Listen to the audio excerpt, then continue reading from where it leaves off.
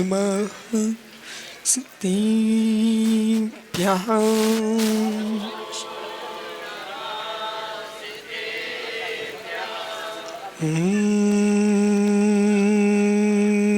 नमः सिद्धिभ्यः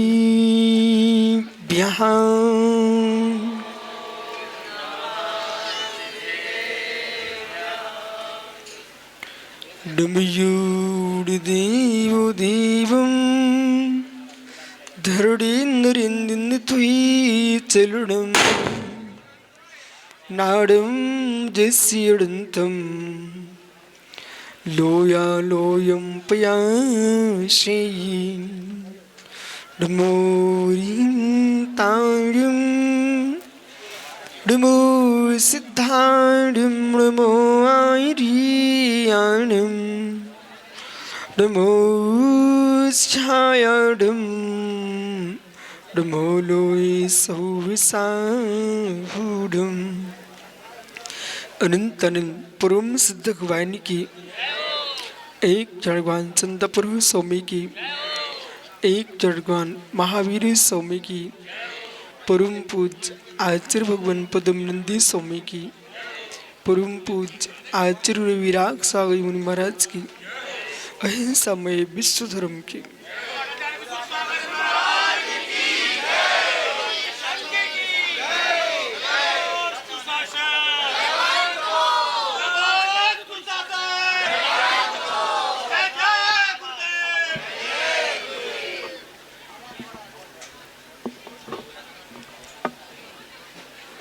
बंधु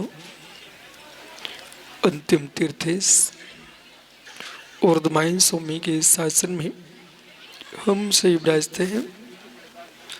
तीर्थंकर जिनेन्द्र की पीयूष देशना जिनेन्द्रवाड़ी मनीष्यो जगत कल्याणी है। ये सर्वज्ञ शासन नमस्त शासन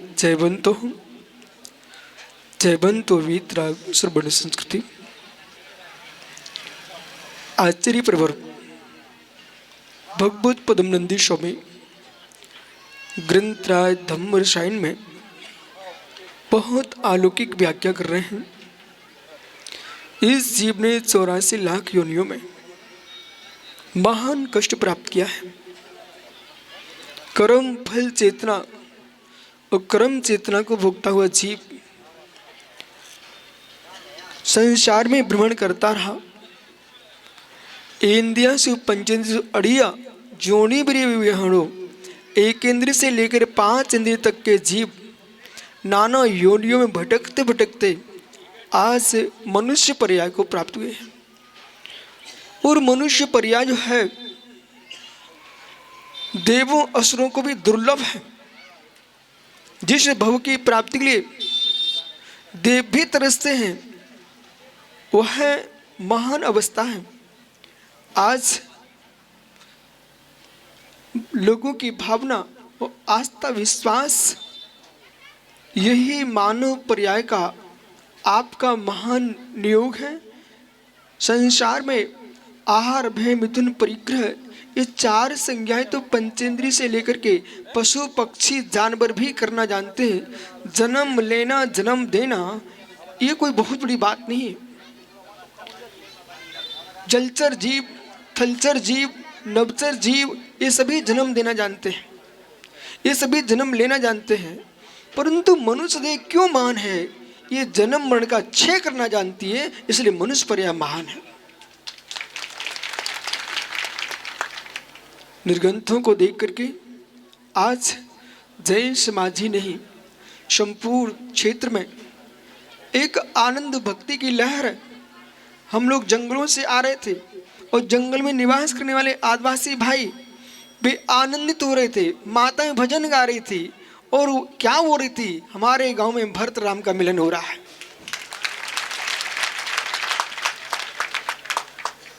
इसलिए आस्था जो है, आस्था के नियोग से चंदन बाला ने महावीर स्वामी को बुला लिया। आस्था के नियोग से वैदिक रामायण भी लिखा हुआ है कि श्री राम को शबरी ने अपने घर में बुला लिया।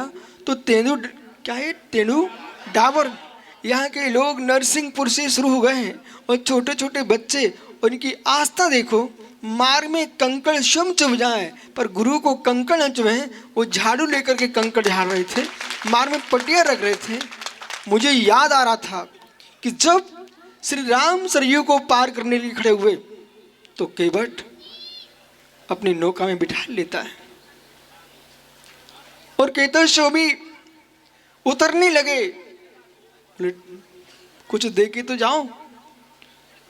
श्री राम कहते लो मेरे पास अंगूठी है, मुद्रिका ले लीजिए।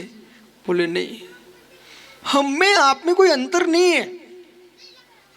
लोग मुझे केवटिया कहते हैं, तो क्या आप केवटिया नहीं हो? आप भी केवटिया हो। मैं सरयू पार कराता हूं, हे राम आप मुझे संसार पार करा देना।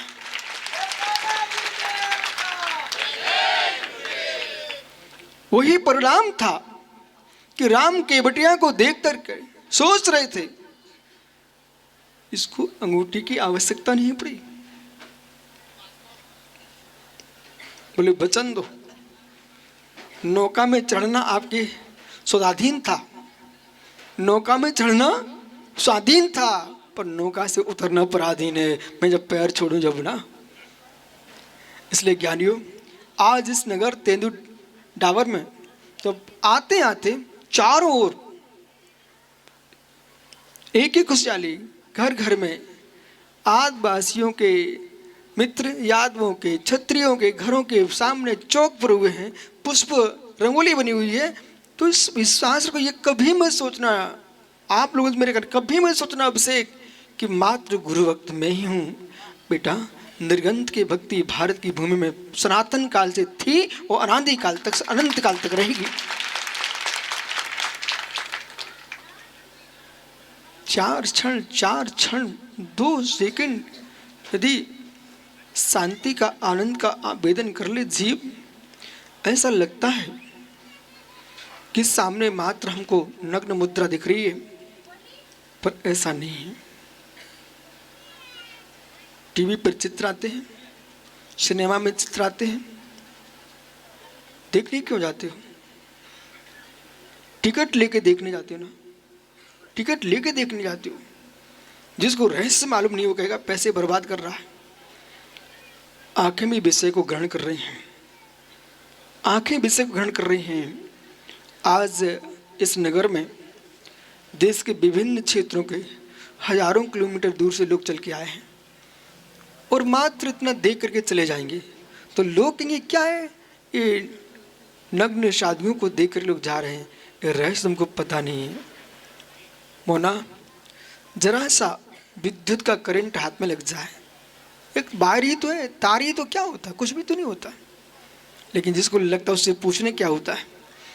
ऐसे निर्गंत गुरुओं के चरणों का स्पर्श करने से जो इन लोगों को आनंद की अनुभूति होती है, वो मित्र हजारों किलोमीटर की थकान दूर हो जाती है। तेंदुखेड़ा वाले सारणी पहुंचे, बैतूल के पास। अब सोचो आप, ये सब क्यों? ये नगरवासी सब बैठे हुए जमीन पर देखते देखते सिनेमा को देख करके, चित्रों को देख करके चित्त भ्रांत होता है, तो चारित्रवान का चेहरा देख करके चित्र वर्धमान होता है। इसलिए हर व्यक्ति का धर्म है, अपने घरों में तुम एक्टरों के तस्वीर लगाए बैठे हो, कोई ऐसे लोगों की तस्वीर लगाए जो खूंखार हैं, ऐसी तस्वीर लगाओ जिसको देख करके हमारी आत्मा के अंदर सहज भाव जागृत हो। हे मित्र, एक गीदड़ भगवान की भक्ति करने से तीर्थंकर बन गया।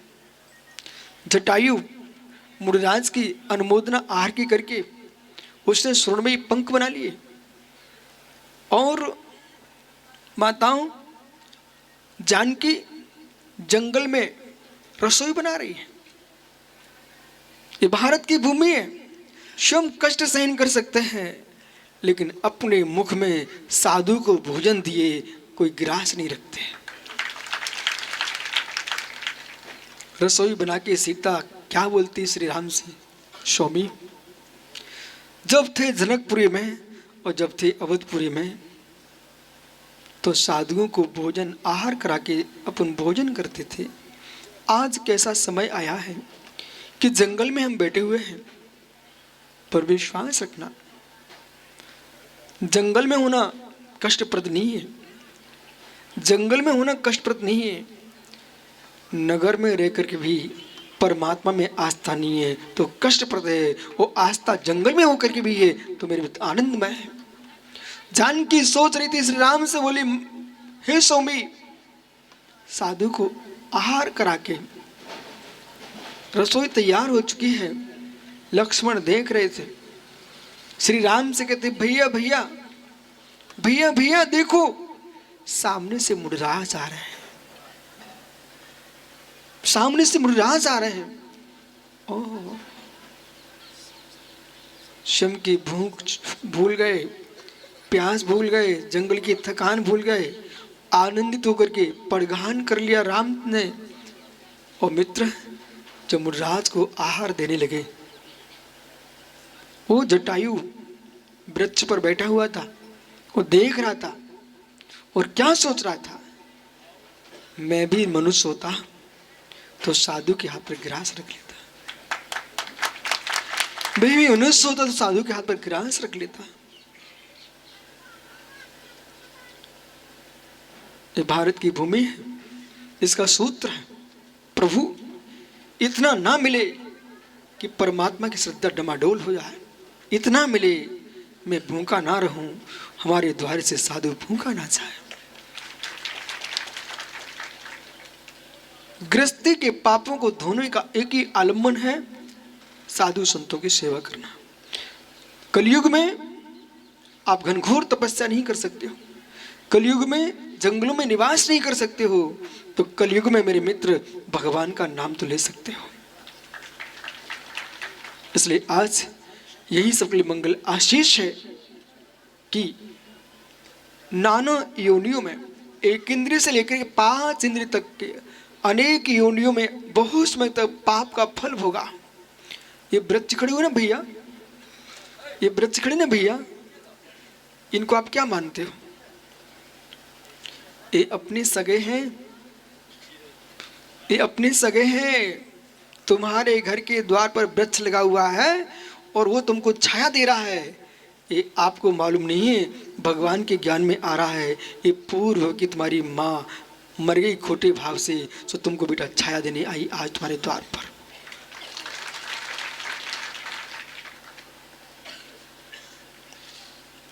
वृक्ष को भी काटने के भाव आए तो एक बार सोच लेना अभिषेक संजय जी, ये कौन है मित्र?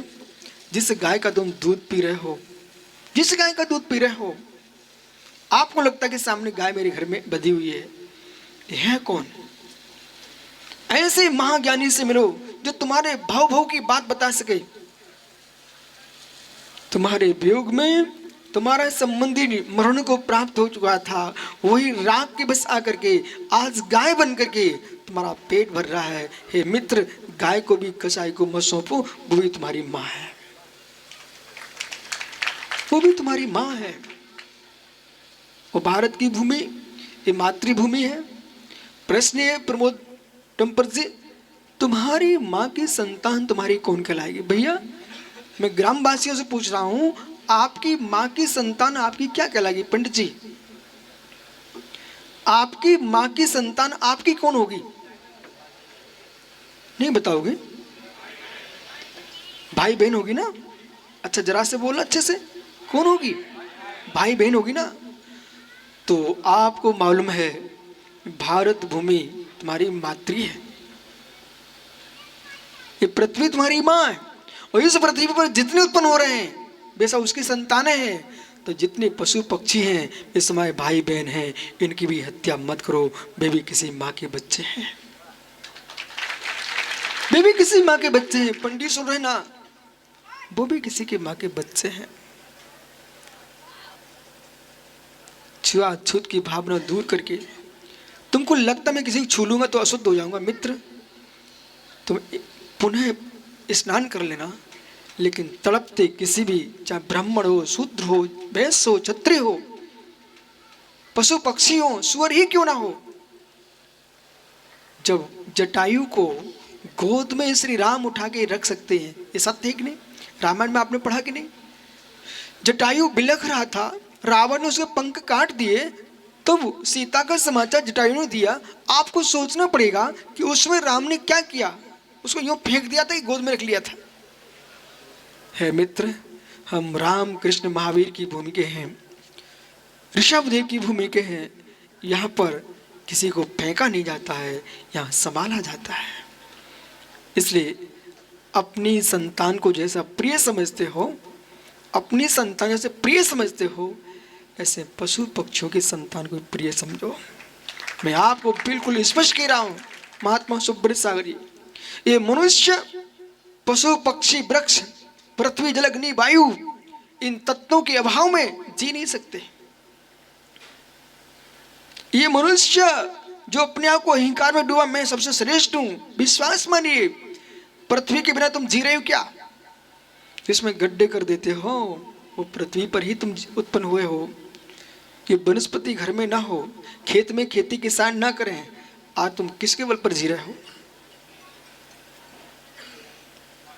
जिन लोगों के भ्रम है, मैं तो बस मेरा बेटा, मेरी पत्नी, मैं और मेरा माता पिता, बस मुझे दुनिया से कोई लेन देन नहीं है। जब मालूम चला लेन देन नहीं है, जब मेघ बरसना बंद हो जाएंगे, फिर तुम कहोगे पत्नी बरस जा। पत्नी बरसने से तुम्हारा पेट भरेगा क्या? फिर तुम आकाश की ओर देखोगे, ये पंडित लोग, वो भैया विद्वान बेटा पंडित, ये लोग सब विधान करेंगे, यज्ञ करेंगे, भैया पानी बरसे, पानी बरसे। अरे ज्ञानी, पानी का इतना सम्मान करो। जिनवाणी कहती है, भगवान महावीर स्वामी ने कहा, जैसे तेल घी का प्रयोग करते हो, ऐसे पानी का प्रयोग करो, बूंद बूंद की रक्षा करो। सारे जंगल काट के फेंक दोगे, फिर मित्र बारिश कैसे होगी? एक भी मनुष्य, चाहे मैं महात्मा हो, चाहे राजनेता हो, चाहे धर्मात्मा हो, चाहे सामान्य व्यक्ति हो, एक भी व्यक्ति प्रकृति के साथ ही जी पाएगा, बिना प्रकृति के साथ जी नहीं सकते हो। इसलिए सबका उपकार मानो, सबका उपकार मानो। भाई टोड़ी फतेहपुर, सुन रहा क्या कि आपने देखा माँ घर से बाहर जा रहे थे, माँ के चरण छू के आप निकल के बोले, माँ आशीर्वाद दो, मैं बाहर जा रहा हूँ। हे मित्र, जैसे माँ के पैर छू के गए थे, जैसे माँ के पैर छू के गए थे, ऐसे पृथ्वी से बोल के जाते, हे पृथ्वी तुम फटना मत, मैं जाऊँगा, जहाँ भी जाऊँगा तू ही होगी, तू ही होगी। माँ जन्म देने वाली है, पर गिरा तेरे ऊपर हूँ, तू संभालने वाली है, संभालने वाली है। इसलिए सारस्वती, बालक रूखा वैराग्य, सूखा ज्ञान, ये कोई कार्यकारी नहीं। बोले बेटा रूखा वैराग्य, सूखा ज्ञान कोई कार्यकारी नहीं। इतना गहरे में तुमको जाना पड़ेगा। आप ब्रह्मचारी हो, मैं सिलवानी का सेठ हूँ। हे मित्र, कोई आदिवासी सामने आया, उसने गुरु के पैर पकड़े, तुमने उठाकर ऐसे फेंक दिया, बोले तुम क्यों छू रहे हो? मित्र, तुम उसका हाथ पकड़ के दूर कर सकते हो, उसके द्वारा की गई खेती, उसी के धान को तुम खा करके जी रहे हो। इसलिए किसी को भी दूर नहीं करना। मर्यादाएं हो, पर मर्यादाएं हो दया पूरक हो, मर्यादाएं हो अहिंसा पूरक हो, मर्यादाएं हो मानवता के साथ हो, मर्यादा मानवता का विघात ना कर दे। अन्यथा तैयार हो जाओ। ये वृक्षों की छाया न होती, देश में भवन में कितने रहने वाले हैं और जंगलों में कितने रहने वाले हैं, कितने रहने वाले हैं। इसलिए आज से उपकारी के उपकार को मानना सीखो। परमात्मा का उपकार है, उन्होंने मोक्ष मार्ग का उपदेश दिया है। पृथ्वी, अग्नि, वायु, जल, आकाश, इन सब का उपकार है। ये जीव आपको आपको हर स्थान पर कदम कदम पर इन्होंने तुम्हारा सहयोग किया है। अपना अस्तित्व मिटा करके अब से एक चंचल से कह देना, अपना अस्तित्व मिटा करके पानी तुम्हारी प्यास बुझा रहा है, परंतु पानी कह रहा है कि मुझे समझो। मैं आपको आइंस्टीन, न्यूटन, इन विज्ञानों की बात नहीं कर रहा हूँ। मेरा प्रश्न है, आपने विज्ञानों का नाम लेकर के भारतवासियों को हीन दिखाना चाह रहे हो। प्रश्न है कि पंडित जी, तिलक वाले भैया, आपने पानी पिया, वो पानी नष्ट हो गया? पानी पिया, पानी नष्ट हो गया है? हो गया? नहीं हुआ ना। ये कब से चल रहा है कार्यक्रम? सनातन काल चल रहा ना है। मित्र, आप खुश हो जाओ पानी पी करके। पानी कहता है तुम खुश हो लो, लेकिन मैं जो हूं सो हूं।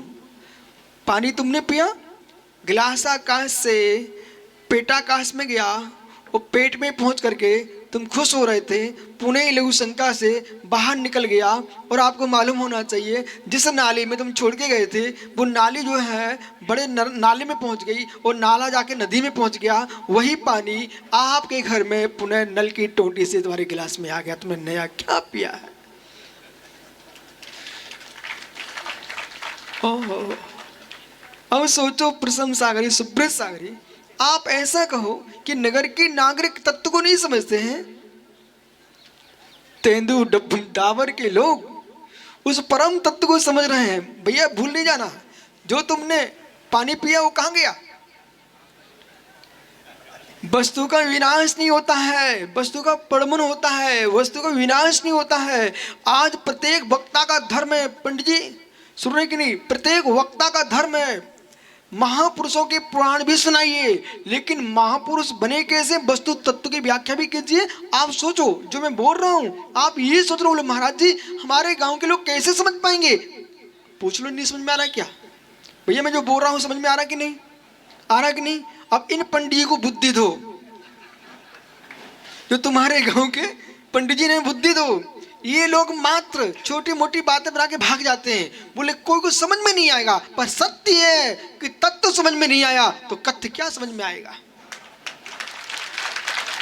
जिस कथ्य में तत्व है वही कथ्य कथ्य है, जिसमें तत्व ही नहीं है वो सत्य, वो कथ्य ही नहीं है। तत्वम तुमसि, ये वेद का सूत्र है। सारस्वत जी, तत्व ये वेद का सूत्र है। तत्व असी, तत्व है। जो उन्होंने कहा तत्व है, इतना शब्द बोल दिया वेदों में तत्व है, तो जिनागम के पास गए, बोले जो वेदों में तत्व लिखा है क्या? उन्होंने कहा तस् भावस तत्वम, तस् भावस तत्वम। पानी का स्वभाव क्या भैया? बोलो बोलो, मौन नहीं लो। शीतल है ना? अग्नि का स्वभाव क्या है? उष्ण है ना? बस यही तत्व है। जो वस्तु का स्वभाव है वही तत्व है। ऐसे तत्व को जो जानता है वो आत्मा का स्वभाव ज्ञान दर्शन है, और ज्ञान दर्शन का सम्यक प्रयोग कर लिया। देख भैया पंडित जी, यदि आपने पानी को सम्यक प्रयोग किया तो मल धोने के काम में आता है, प्यास बुझाने के काम में आता है, और मिट्टी में डाल दिया तो कीचड़ हो जाता है।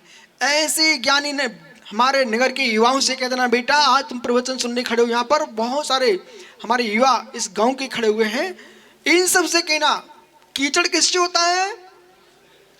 अभी तेंदु डाबर में कीचड़ ही नहीं दिख रही है, धूल ही धूल दिख रही है,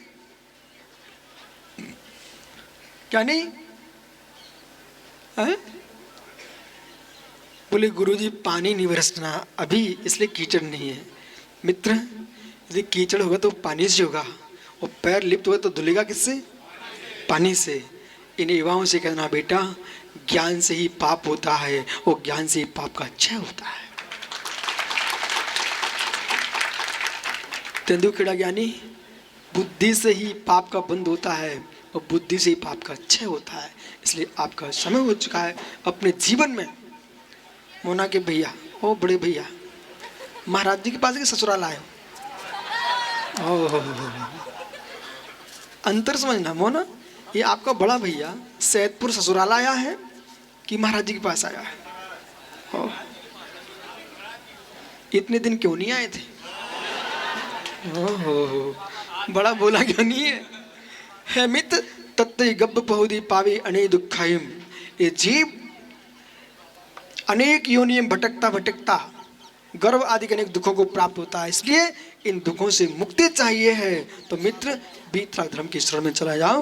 धम्मं शरणं पवचामि, बोलिए धम्मं शरणं पवचामि, धम्मं शरणं पवचामि। संसार में कोई शरण है तो धर्म ही हमारा शरण है, उसी शरण में जाओ, अन्य कोई शरण नास्ति। आत्मा शुभावं परिभाव भिन्नम, आत्मा शुभावं परिभाव भिन्न। आत्मा का स्वभाव परवश अत्यंत भिन्न। महावीर स्वामी की बोले परम पूज्य आचार्य श्री विश्व